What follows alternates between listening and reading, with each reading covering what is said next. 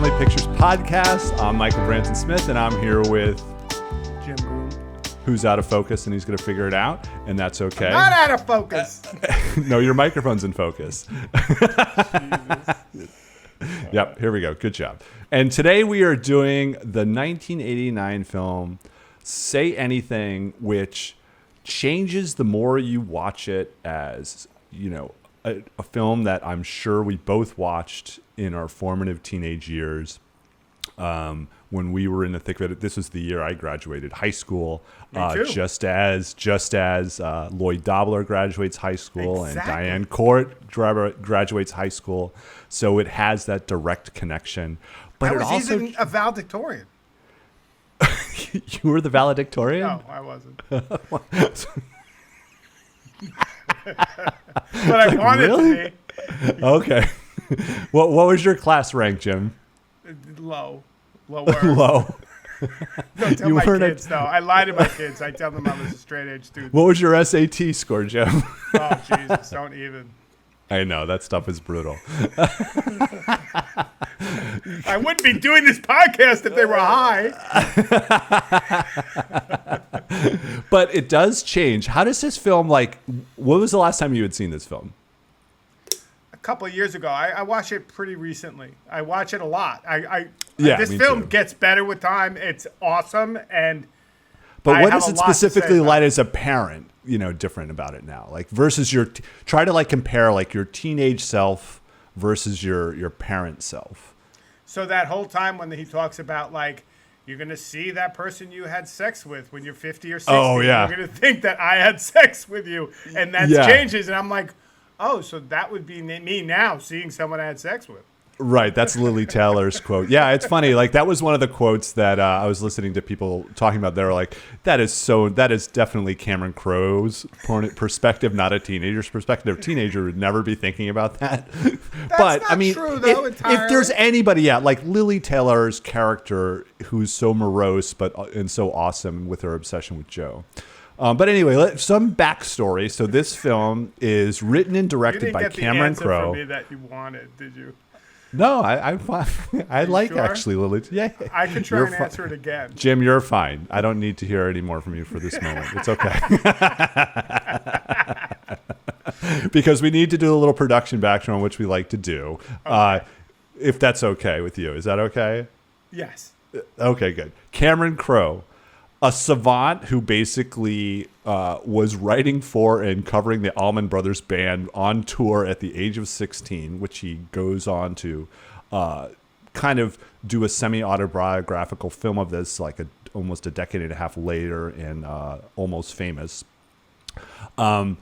And he writes the book. He goes back to high school because he had such a interrupted high school life. He goes back and finishes it, but he writes a book about his high school experience in Fast Times at Ridgemont High, which he then turns into a script, which turns into the 1982 kind of seminal teenage classic of a high school movie. It's kind of the model of a teen movie, which is then reinvented by John Hughes. But he's like, hold my beer. I know how teen movies are really supposed to be done.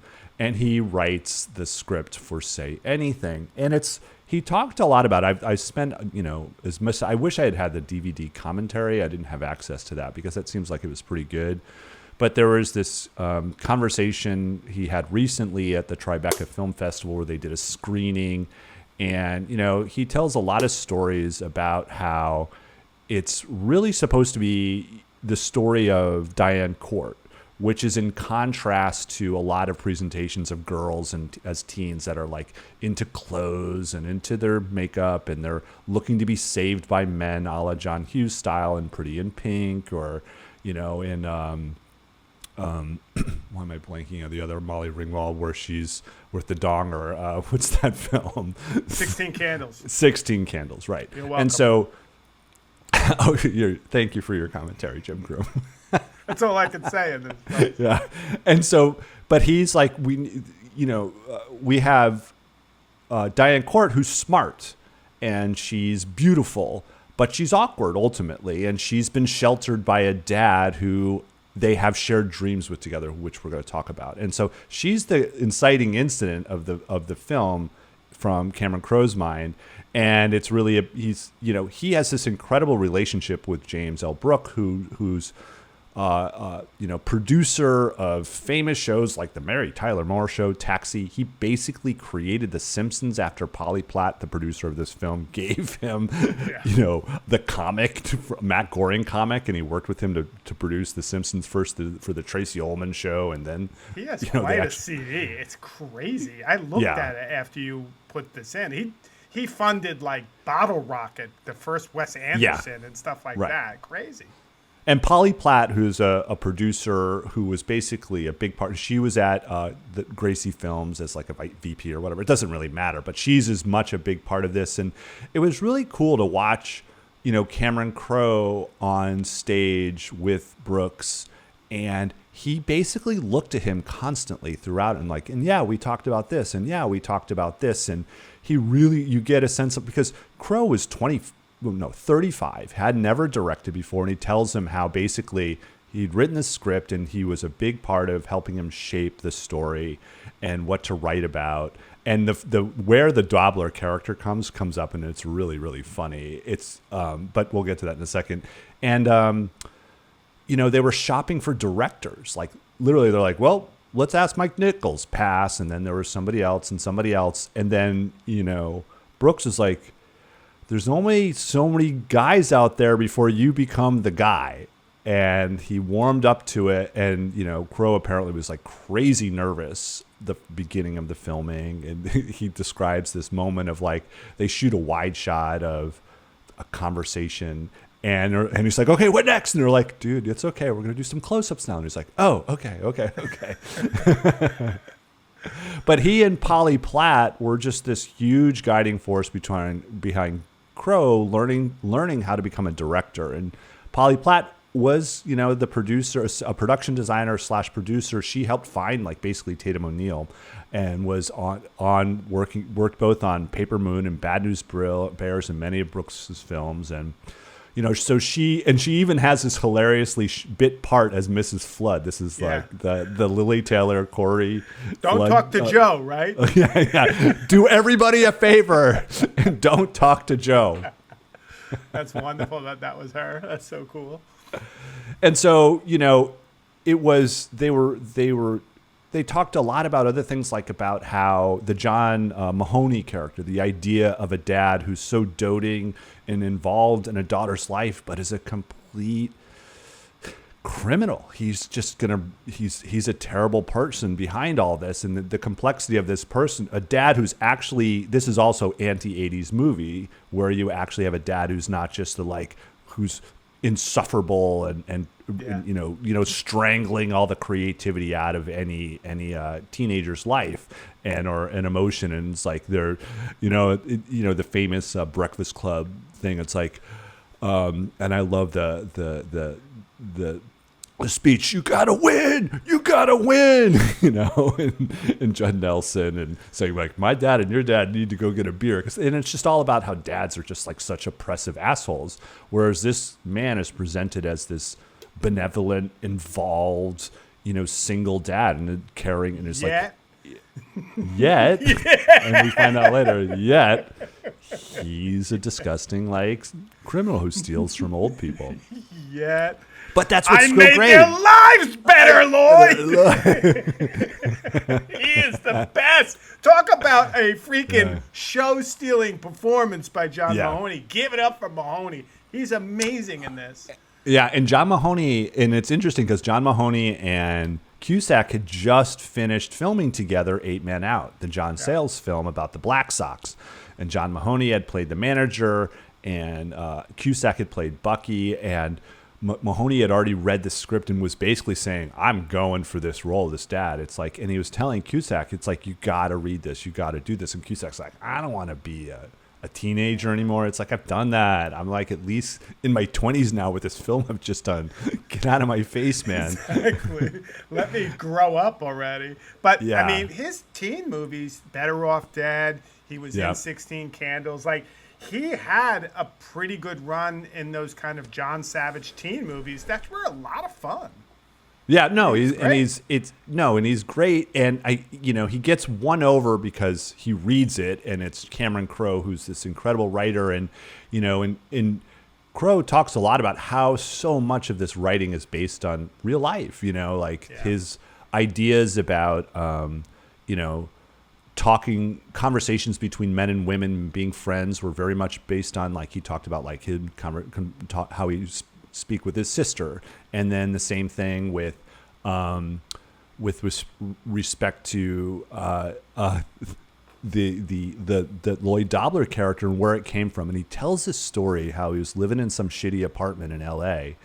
and he's trying to write, and some dude comes knocking on his door. He's like, dun dun, and he answers it, and it's like, hey, I'm so and so, and I'm a kickboxer. And did you know that this is the sport of the future? And he's super awkward. And he's like, I just wanted to introduce yourself. And he's like, do you want to learn about kickboxing? And he's just like, yo, man, you gotta calm down. I got work to do. I'm a writer. It's like, but nice to meet you. And he's super polite. And he talks about how he wiped his hand before he shook his hand. And it's like, oh, he's this thoughtful human. And this becomes the foundation, literally, for Lloyd Dobler's character. That's awesome. Yeah, it's so wild. And so Lloyd so null and void. And so this film is ultimately, a kind of weird triangle of relationships. You have Diane and Jim Court. And so let's set for us, who's Diane and Jim Court? What is their relationship to one another, ultimately? Well, Diane and Jim Court are father-daughter, and they're divorced. And I guess when she was as young as 13, she decided to live with the father versus the mother, and that's kind of a strain that comes out throughout the movie. And they have a super tight relationship. I think the whole title of the film is based on the fact that they have a completely open, completely confide in each other about everything, and at some point that's too much, I think, for both of them. Right. But it's just a really open, and as the movie starts, amazing relationship. They really relate well. They tell stories together, which I think Lloyd is in love with the idea of how they communicate. Like, they seem like, an ideal relationship between a father and a daughter. One, I would dream of in some ways at this stage in my life. Yeah, I mean, he's literally her closest confidant. He's her entire social network, honestly. Which is really becomes problematic. And it's complicated because she's like really idealized him. He runs this funeral home, and the way he treats old person home, not a funeral home. Oh, not old. Yeah, that's true. Retirement home. I meant to say retirement, not a funeral home. That would be very, very different. Everybody be dead. I made their life better. I love that. Man. I made their lives better. So good. I treat them better than their own families. So good. Yes. Yeah. So where's? Right.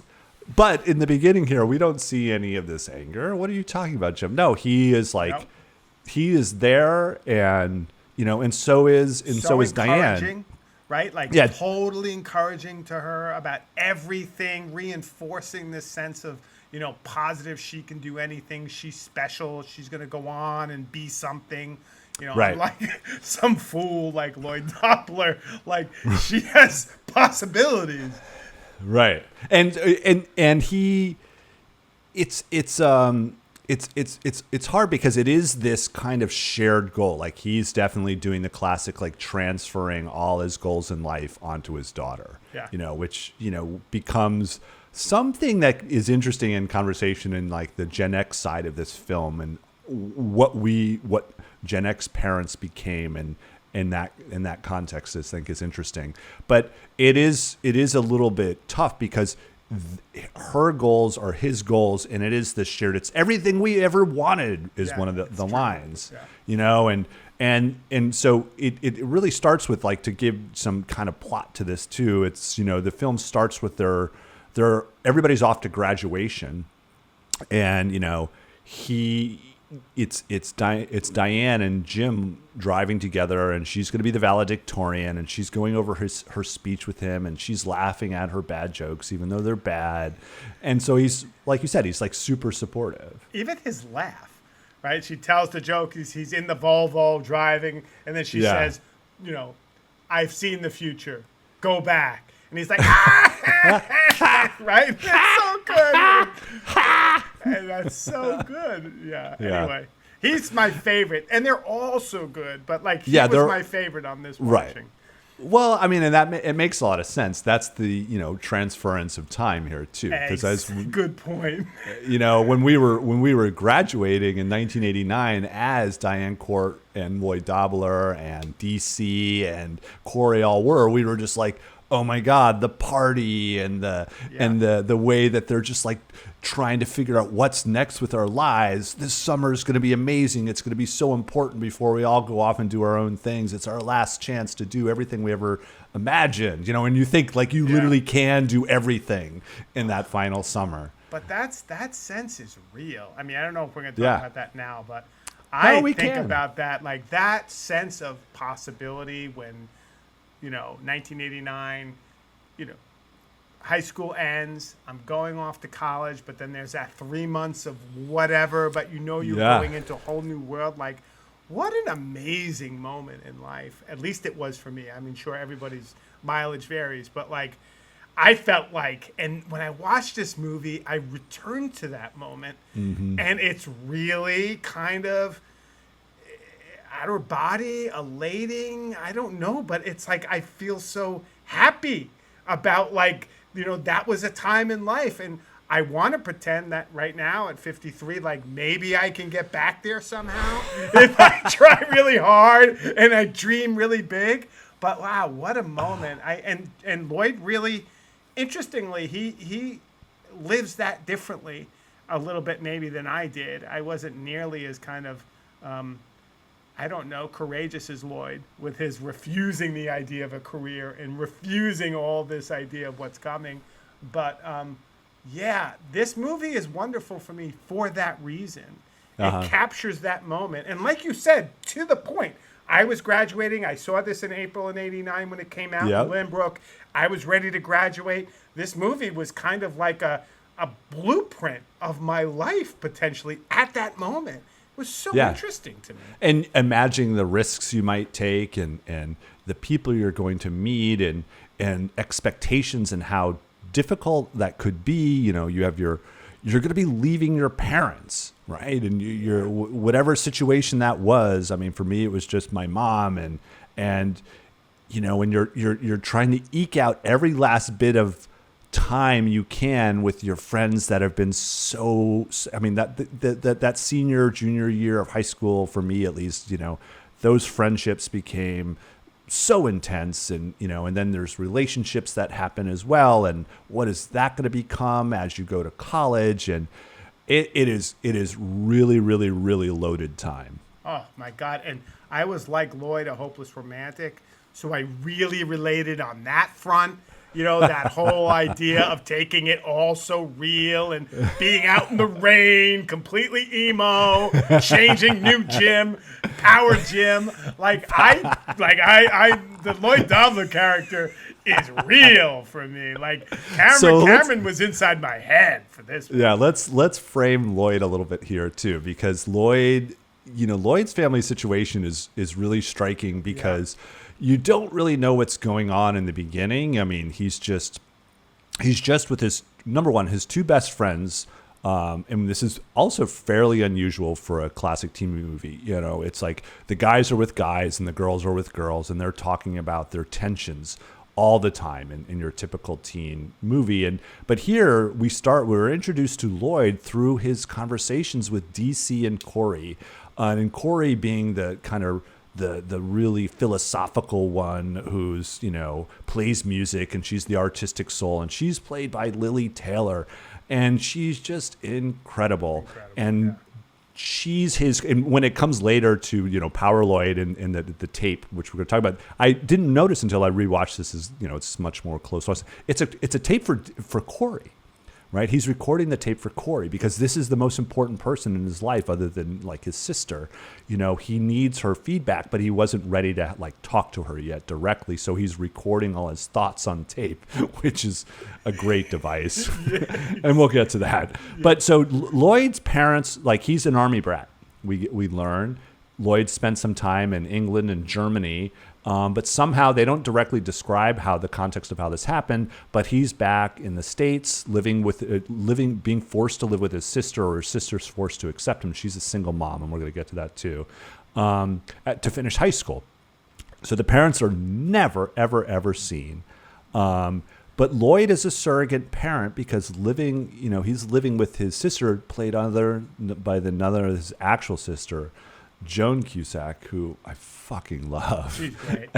Yeah. What a combo those two are. And it's cool to see them as brother and sister in this. It adds to that whole reality element, right? Yeah. Of this film. Because this film is based, at least for me, in a lot of like a sense of reality in '89. Like it's not that far from obviously some of it was Hollywood, but a lot of it I related to directly. I think that's Crowe's writing too. I think he is deeply invested in, forming characters based on experience that he's experienced. And maybe that's kind of like he falls in the trap of writers that are now super famous and don't have experiences that are interesting anymore, so there's less to write about, if you think about it. I mean, it's the kickboxing guy that comes to that. There's no random kickboxing dude coming to Cameron Crowe's door anymore. And so Lloyd is this nervous, energetic man that's filled with emotion, but he has a compass. He's simmering some anger, that's angst that is really prototypical, the beginnings of Gen X angst, but he's also really optimistic, which is very, not the mode of the future Gen Xer type cliche of like slacker or reality bites and the characters that are like, what? Yeah, and he's not a jerk, right? Like, no, he's not at all. Afraid to get hurt. He knows that maybe Diane Court, because the whole conversation at the beginning is she's out of your league. She's the valedictorian. There's no way you're going to be able to land Diane Court. And he's like, well, why not? And that sense of like, maybe I can. And I'm not afraid to get hurt. It's like, it's really cool. You start a character with going against all odds to kind of, and everybody throughout the film, including you and people in the party and everyone, they're rooting for Lloyd. Like, Lloyd is easy to root for. He's easy to Everybody knows Lloyd, too. Yeah, it's like, Lloyd. And then the guy comes by and says, Lloyd Dobler, all right? Like, there's that old moment. Like, there's so many great throwaway lines in this. And movie. so he's, just to stick a little bit longer in this world, so he's his home life, because we are the Family Pictures Podcast. I put in this screen cap, a cutaway. So we're introduced to Constance Dobler, who is played by Joan Cusack, who's a single mom and has been left by Tim, and Lloyd is not Tim. Exactly. That's right. And, she used to be funny.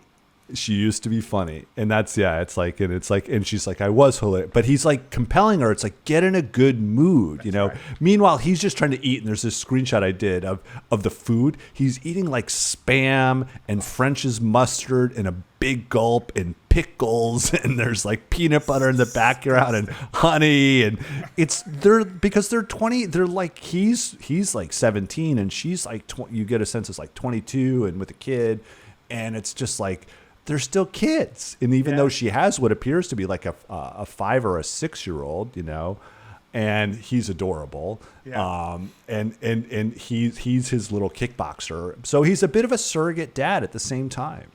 Yeah. And she basically, the reason she gets mad at Lloyd is like, why can't you be more of an uncle rather than a friend? Why can't you? And he's kind of like, come on, man, snap out of it. And that's a really great moment too. Yeah. Yeah, and he's like, get in a mood, make it a choice to be in a good mood. Yeah. And he gives this like, you were obnoxious and I mean this in all the best ways. And he's like, yeah, I was hilarious once, wasn't I? Yeah.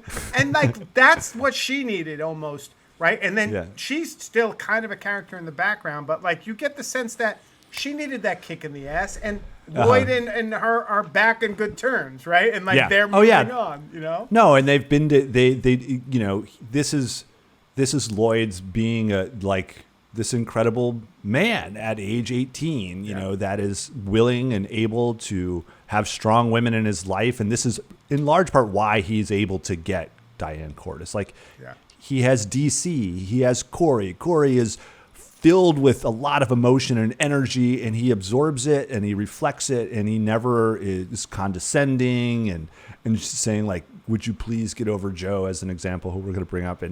And so this is the beginning of this kind of his social family relationships between his sister, this little boy, and this is when he calls and he doesn't get Diane on the phone. What happens instead? He gets to Dad. And the dad is like, he's saying, you know, this, Mr. And the dad basically says to him at some point, this is usually how this works. You give me the number and then she'll call you back. And yet he's nervous. He's talking. He's trying to ingratiate himself, but yet not a jerk. And then, you know, get the father. But the best part of that phone call is, as, you know, Diane's dad is hanging up, he's like, she's really great, isn't she? And, you know, the father obviously is like, yeah, absolutely. Like, you know, she's got nothing but a squad rooting for her at this point. So that's pretty cool. And he's like, good luck, literally. And so, and, you know, this eventually it leads to where he does get, Diane calls him back, you know, surprisingly.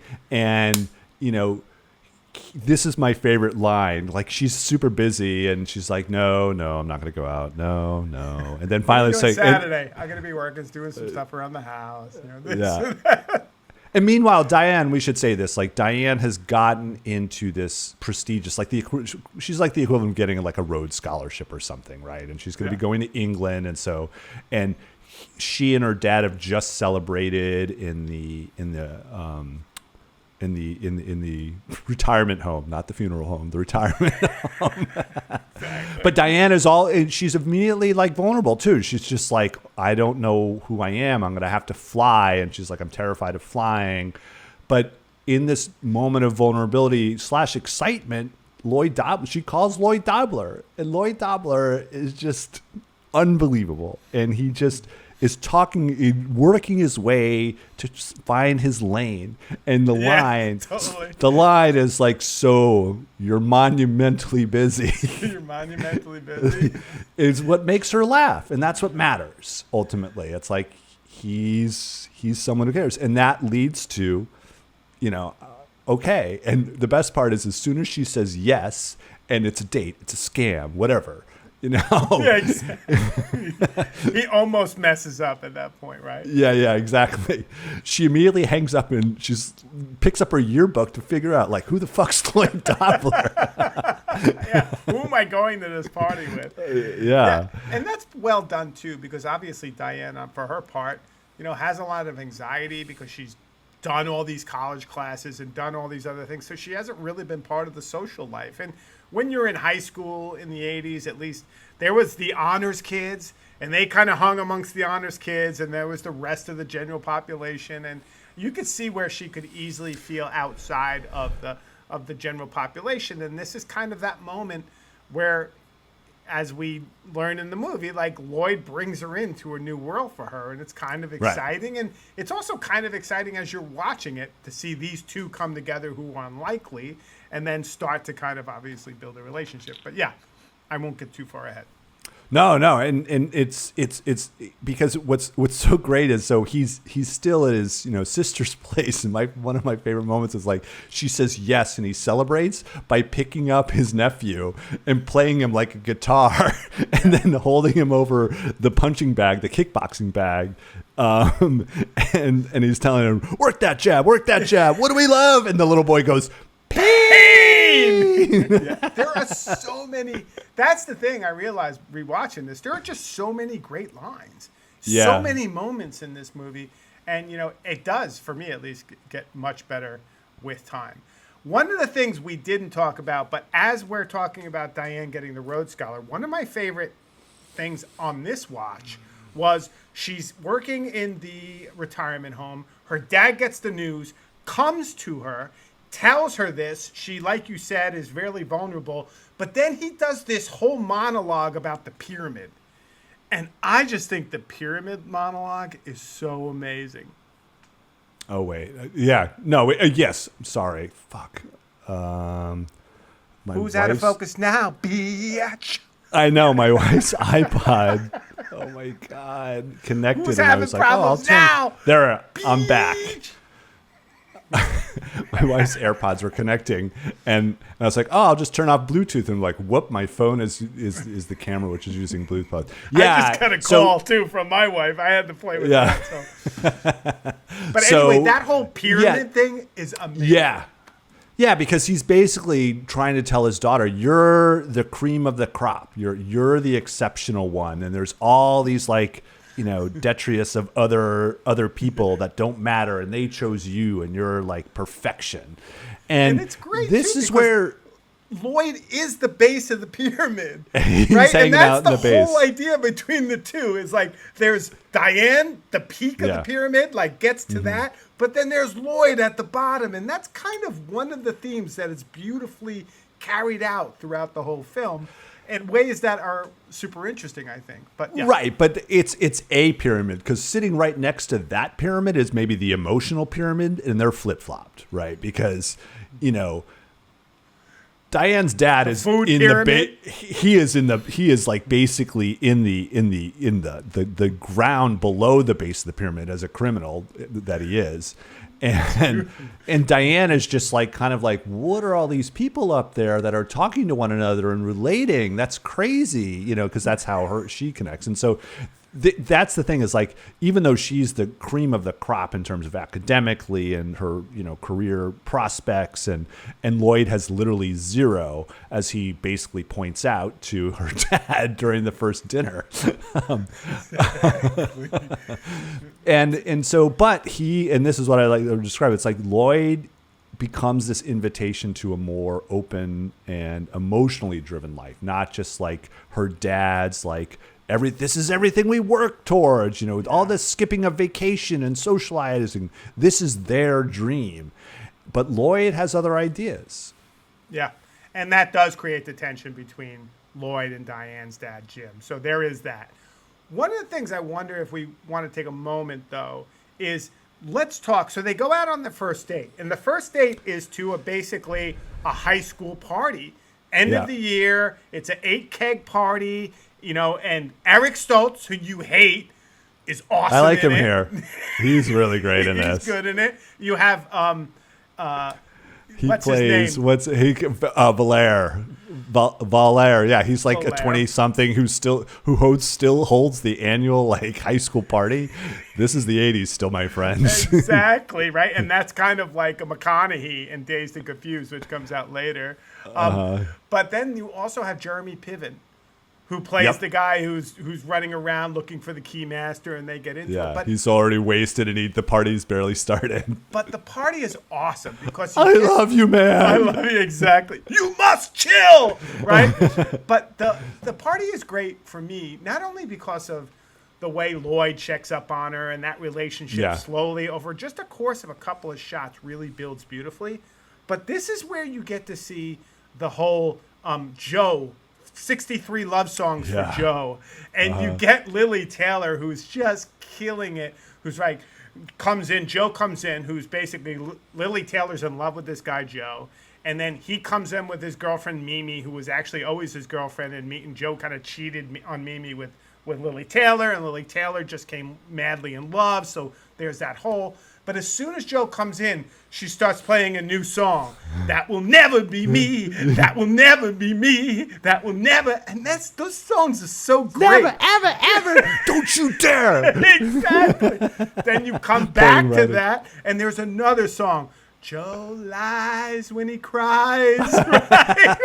Joe lies. It's just, and it's really cool, so because good. this is like an kind of an entourage of sorts, because Jeremy Piven and Lily Taylor are both Chicago actors that John Cusack like kind of grew up with, right? That's cool.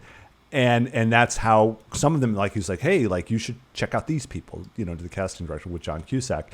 And, and Lily Taylor stays connected. And these are part of these, like, weird potential future lines that we're going to talk about with Lily Taylor as well, and John Cusack, and the characters they both play in films in the future. But yeah, I mean, what's so wonderful about the party as well is that, we also see Pam Adlon, who becomes like she's just a random character, and she's part of that Chicago scene as well. She's like yet another friend, but not as close as DC and Corey. And Diane even makes a phone call to her dad during the party. That's great. Right? Yeah. And the other girls are like, well, what I usually do is I come in the house and I start crying so they leave me alone. It's so great. Like, they're giving her tips about how to avoid the parents rather than engaging with them. Oh, right. It's so good. The other piece too, I mean, with the party that I liked is in Long Island, like, this was kind of a nice party, but in Long Island, this party, I've been to some big, intense parties, but they never end like this. They always end in a gigantic fight. That's how they would end. Yeah, in Long Island, it would be a gigantic fight.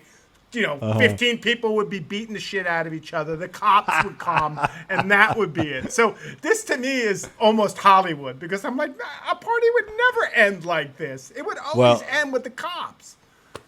I mean, I've definitely been to these parties and hosted these parties myself as well. And the thing that is about these, like, it is the thing that makes it Hollywood to me is just the idea that there's this 20-something that's allowed to host this party, and like, where are all the fucking grown-ups? Well, the whole point of how these parties operated was like, oh, that grown-up's away, and so let's all go to their house, right? That's how they actually operated.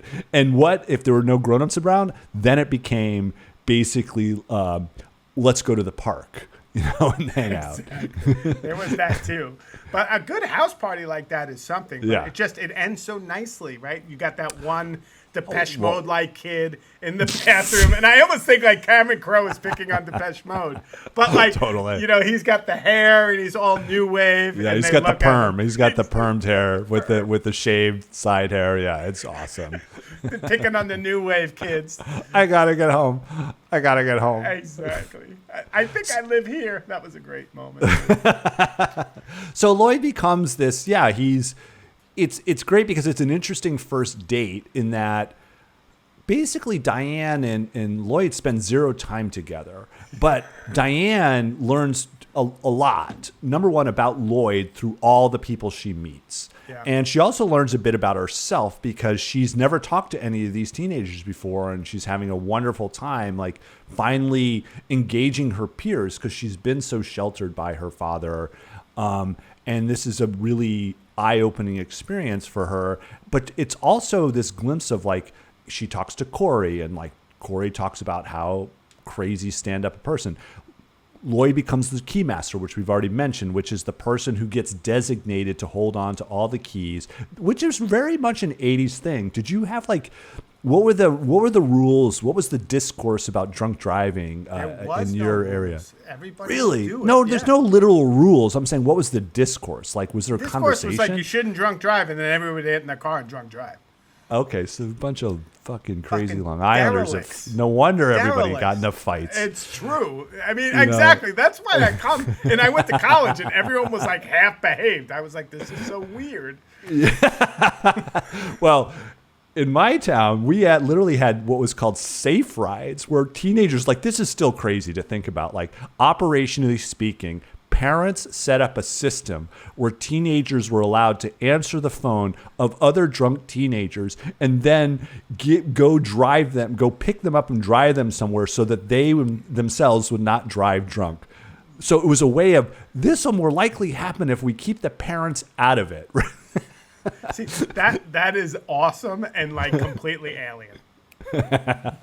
So the Keymaster is a version of Safe Rides, ultimately, where they say, like, okay, we're not going to let anybody drive drunk. There's one person you have to give your keys to, and at the end of the night, if you're deemed like sober enough, which it's not like they were blowing into breathalyzers or anything, but that's also part of Lloyd's character, we learn, and this is how Diane, who's in the beginning of the party is kind of walking away from Lloyd as he's like glimpsing at her and trying to check on how she's doing. But more and more, she's getting more and more she's gravitating toward him, in large part because she's just learning about him through other people. Yeah, it's a really nice scene. I love the party scene so much. Yeah. I think it's great. And so, this is the beginning of the relationship, and then date 2 is probably one of the best scenes, and we're going to hold off on the speech for another part that we're going to be talking about in this podcast. But date 2 is literally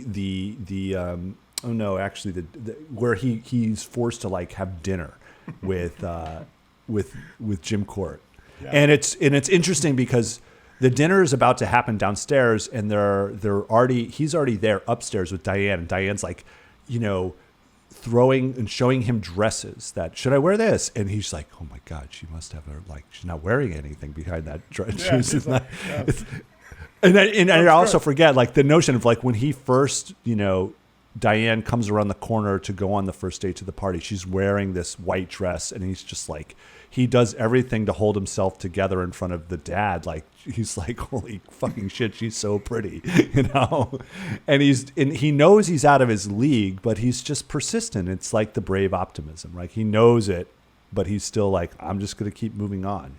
Yeah. And you always root for Lloyd for that. That's one of the great elements of that character.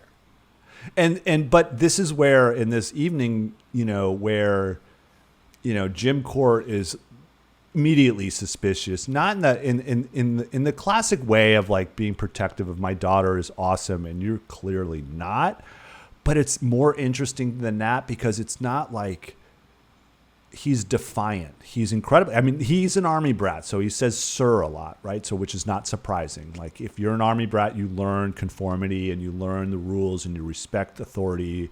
And Lloyd does that very clearly. And so that's a little confusing to Jim Court, who's like used to teenagers being kind of what, or actually they're not really been in his life. See, I think it's alluded to that Diane maybe dated college guys, but so whatever, it doesn't matter. But Lloyd also has an incredible amount of confidence in who he knows he is. And it comes out in this speech, which we're going to hold off on. But at the very end of this speech, because the prompt is, what do you want to do with your life? And Lloyd doesn't know, but he ends with basically saying, I'm just looking to hang out with your daughter, sir, and get as much time with her as I can before she has to go to England.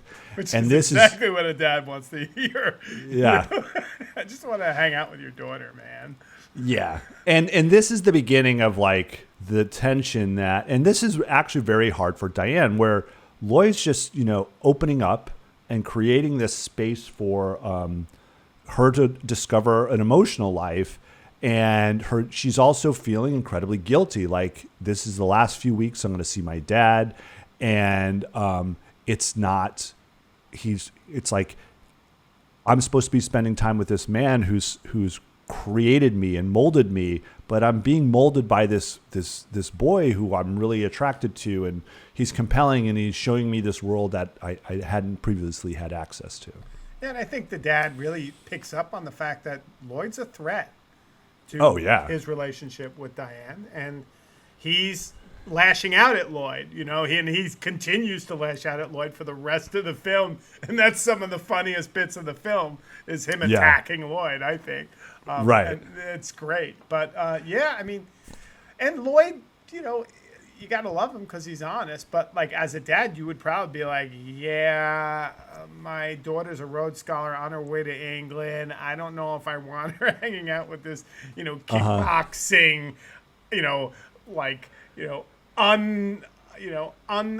disorientated kind of like slacker. And I wouldn't be interested in that. He becomes we should get to it in a moment, but he is the prototype. Well, maybe we should just talk about it now. He becomes, like, in my mind, the archetype of the first slacker, the Gen X. Absolutely. This is 1989, and Herbert Walker Bush has just been reelected. So we're like, supposedly, oh, right, Reagan era, it's going to keep going. We're stuck with the 80s, that, like, sickly, sweet, muscle-bound era. It's just going to keep going. But sure enough, grunge culture is right around the corner, and Lloyd Dobler's Seattle is like ground zero for what's coming. And even Cameron Crowe, because he happens to be in Seattle, would film singles that celebrate. His next film is the film Singles, which is literally about grunge culture and couples and being 20s and trying to find your way to adulting. Houses, yeah, right? Coffee houses, and he celebrates that center as well. But it's what Lloyd's. A terrible film though compared to this one. Oh, Singles is horrible. We could talk about that another time, but yeah, I mean, I watched that recently, and I was like, "Oh, I haven't watched it recently." I mean, horrible. the music is amazing, obobviously, because the access. I think the music's better than Say Anything. Well, there's aspects of the music that, like the Replacements, which is my favorite. The Replacements, needle the job. Stripped by Depeche Mode Yeah. is amazing. Yeah. Obviously, Fishbone, amazing. Like, this Right. is a really good album. I mean, the Peter Gabriel stuff. Yeah, I mean, it's yeah. great. I love this. No, I and- actually got the soundtrack. That's one of the first things I did after watching the movies. I went out and got the album. Oh, that's pretty cool. Yeah, I mean, and so I see that because it's kind of, if you think of like grunge culture in the 90s, it is this anti-establishment, anti-consumer analyst, the idealistic, like, I'm not going to sell out kind of generation that quickly sells out, obviously, just like everybody else. And so in this moment, though, when we're in the heady, idealistic times of like Lloyd Dobler represent the person that can opt out and truly set his own path. And it's his speech, and I'm going to read it because this is back at this dinner when he's asked, what do you want to do with your life? And he's like, and this idea of Gen Xers defining themselves by what they don't want to do. They don't necessarily know what they want to do, but they know what they don't want to do. And that's this speech is the emblem. It's like, I don't want to sell anything, buy anything, or process anything as a career. I don't want to sell anything, bought or process, or buy anything sold or process anything sold, bought or process, or repair anything sold, bought or process. As a career, I don't want to do any of that. I like that. I'm with him. I love the whole that Gen X was anti-sellout. I think the Gen X thing, obviously, you got to be careful with it. But like you see this movie, and then what happens in Seattle, and you got to say, like, Cameron Crowe had his finger on something, and Lloyd Dobler is an icon. Why do we have to be careful about that? About Gen X? Because then there's people who are like, Gen Xers, we're invisible, Gen X this, and it's like defines everything. And that kind of gets annoying to me when people well, you're Gen X, so, I mean, I hate the boomer as much as anyone else. Don't get me wrong. But when people start overinflating what a generational thing means, I see. I start to tap out, Right. But I mean, the idea is that it is pretty ironic or pretty naive, right? That, Seattle, which is the scene of like anti-establishment grunge, also becomes, ground zero for Microsoft and Amazon, just a few, years later as the internet, personal PC, boom happens, and then the internet happens, and but the internet was part of that optimism, right? Like, it was part of that. This is a brave new world, and when you look at some of those early visions of the internet, like, it wasn't all gloom and doom like it is now. And so I think that kind of went, at least for a bit, along with the kind of idea of a new world or new possibilities that I think a lot of Gen Xers might have imagined at that point. I don't know. Well, it was part of that imagining of like, follow your passions and make that your job, that kind of idea. You could learn a little HTML and have a good paying job. Like, that was pretty cool as a kid of that generation. Like, I had no real skills, but I could write a little bit of HTML and I had a good paying job. Like, that's awesome. Yeah. Good luck now. I can't even understand what AI is. No. It writes it all for you. So now you can have the job easily. Yeah, or not, because there is no job. There is no entry-level job anymore. It's gone. Yeah, and the other one I like to think about, it's like, so, the aimlessness of the analog, quality of culture of being a teenager at this time. Oh, yeah. It's, and the boombox is obviously a part of that, with the breakup, scene and the answering machines and the 8 messages left. And that analog culture is gone. And it's so funny because, like, we were the aimless kids generation where we were left alone to figure out our lives. And but the idea is like the prototype of the parents who become helicopter parents and overscheduling their kids with academics and play dates and endless extracurriculars.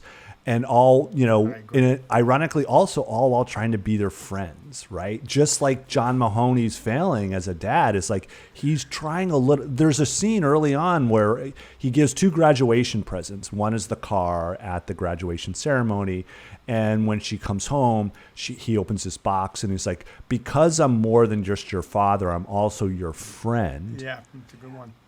And he gives her this other present, which is a stolen ring from a dead person. But she doesn't know this at the time.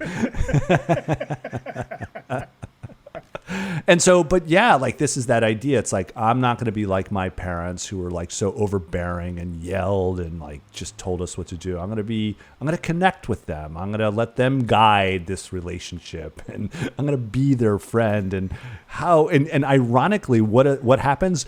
Well, these are kids that have the fewest amount of like genuine social interactions compared to any generation before it.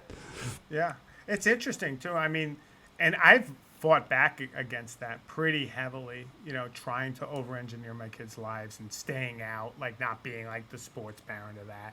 And like, it's a mixed bag, because when everyone else does it, you just look like a bad parent. You know what I mean? Like where we were all in it together in Gen X, it's like all our parents were like that, so we reacted. But if your parent is like, why isn't your parent here? Or why aren't you doing any sports? Or why aren't you involved in anything? It's like, well, because my dad has these outmoded notions about what it is to be a parent, because he grew up in fucking 1970. So he's just making dioramas, damn it. I'm not invited. Exactly. Actually, I don't want to be there. So yeah, it is weird, but it's interesting that you bring up that whole generational stuff, and this being that moment of us moving from high school to college, and then that long history we all know now where many of us got jobs in technology. That's how we met. And so it is interesting to think of what would Lloyd Dobler be like. And like the idea of this movie as it ends, and I don't want to jump too far ahead, but the idea is, right, this is an unlikely relationship. No one thinks it's going to work. But at the end of the movie, this really positive sense that, at the sound of that bell, everything's going to work, and that dinger. And what if it doesn't?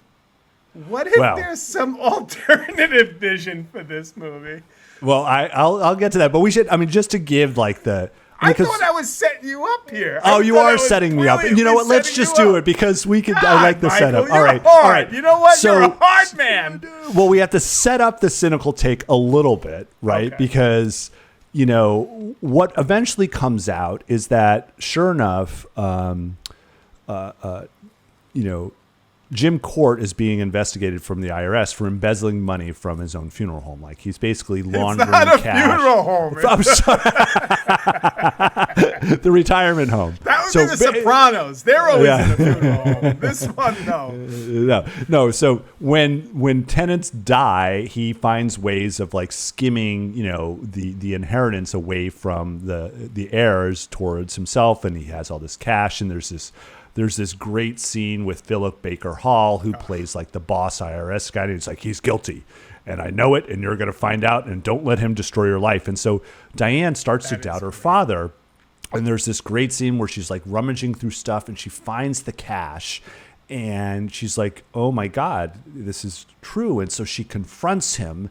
And this is the scene that we keep kind of referencing in terms of, Jim Court finally, his true self comes out, and his real feelings comes out when she's like, you lied, you stole from these people. And it's like, I do everything for him. And John Mahoney is just like, and this leads to this epic betrayal of, this is her entire social network. I mean, yes, she's had Lloyd, but she's broken up with Lloyd. We've skipped over that completely, basically, which is fine. It's like, because he's driven a wedge between her and. We don't want to harp on the negative. Yeah, Jim Court has driven a wedge between Diane and out of guilt and Lloyd. She ends up breaking up with Lloyd, and Lloyd. We're skipping the most iconic scene, which I actually don't care about. No. They said, I know that Peter Gabriel and John Cusack said that's a scene they have been trapped in for like 3 decades. Like they can't escape that iconic scene, and they wish it would just go away, which I think is hysterical. So we don't need to focus on it, which is right. So, because she's left Lloyd and she was building a new social network, she's, and had shifted some of her attachment, from her dad to Lloyd, but his betrayal is like monumental, right? And so now she has to go back to Lloyd because that's all she has. Literally the only person she has. Like Lloyd has like DC, he's got Corey, he's got Constance. He's got even the guys at the gas station. Yeah, that's right. Lloyd, so null and void. Looking for the truth, trying to avoid. Lloyd, looking for a girl, but you're just another hoe. Wasting all your time, spending all your dough. Yo. That was on the album. I was like, oh was my it? God. Yeah. It was called the Lloyd Dobler rap. And so he's got the guys that are fans, and they're rooting for him, too. Yeah, exactly. She's got nothing. And so, she goes back to him. The Circle K, that's where they were. Yeah. No, it's the sipping something. Anyway, maybe. I think it was Circle K is like, that's Keanu Reeves' world. And Lloyd's first line, he's pushing her away and not taking her back immediately. And he says, "Are you here because you need someone or you need me?" He knows, because this is Lloyd Dobler. He's the emotionally intelligent. He knows. This is not necessarily good because this is really rushed and really fast.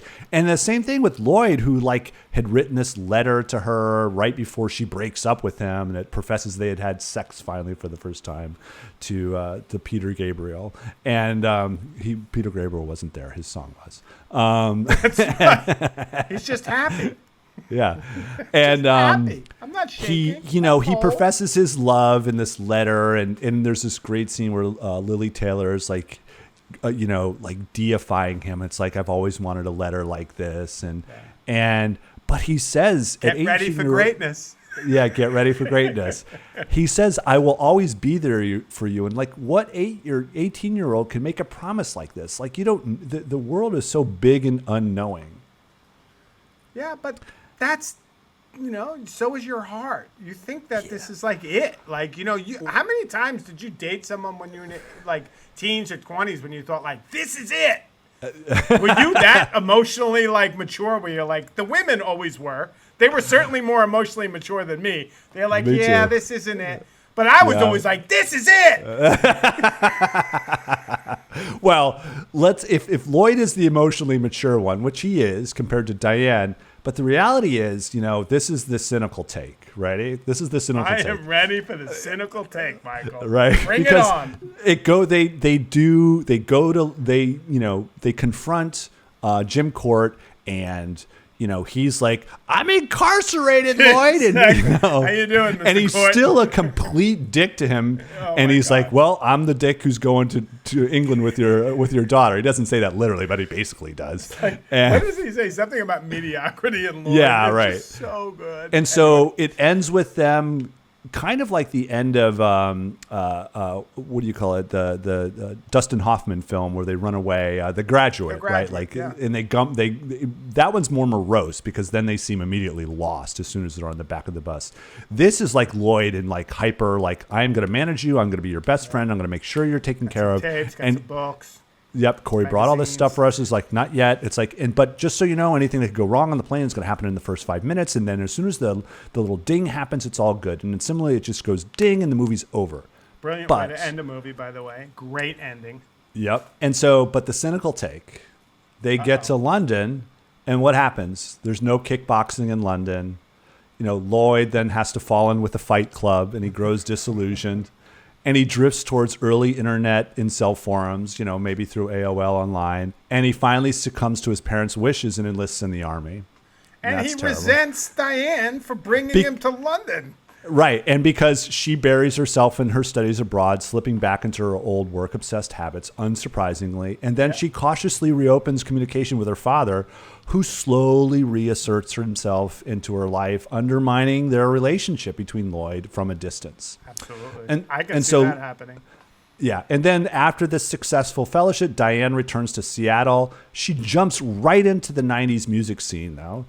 But at the same time, because she's Diane, she gets an internship at Microsoft, becomes an early stockholder, makes a fuckload of money. She dates a grunge band frontman on the rebound from Lloyd. She cashes out her tech money and ditches the vetter wannabe and reconnects with her father, right? Once more, and helping him get back in the game because he'd lost his business. And after reinventing herself, she comes back. She becomes a DJ, right? She uses her posh, polished English accents that she used. And her father naturally falls back into a life of crime. So why the English accent? Because during this time, after being discharged from the army, Lloyd partners with his sister to build a smart but efficient assassins for hire business. And then, boom, their 10-year high school reunion is about to happen, and Grosse Point Blank begins. Yeah, I like that. You tied that beautifully together. I mean, I think that's a cynical look, right? But I think that Lloyd and Diane are going to be happy. Yeah, they are going to be happy after he has to, yet again save her from her dad's misdeeds. Because that's they the get story back of together. Grosse Point Blank. They get back together. So she's Minnie Driver, essentially. Essentially, yes. And Jeremy Piven is still his bud in high school. I like this. I like it. I'm on board with this. Right. I mean, you could see Lloyd falling apart and going into the army after all. I mean, it is a rushed. This is a relationship of less than 16 weeks. You think that's going to work out forever, Jim Groom? But I actually, no, I don't. And I've lived that. But I like the forethought of basically, Lloyd knowing that and trying to be it, but also wanting to happen, like that whole classic line, friends with potential. Like Lloyd doesn't freak out when Diane's having doubts, and he kind of rolls with it, and he just wants to be with her.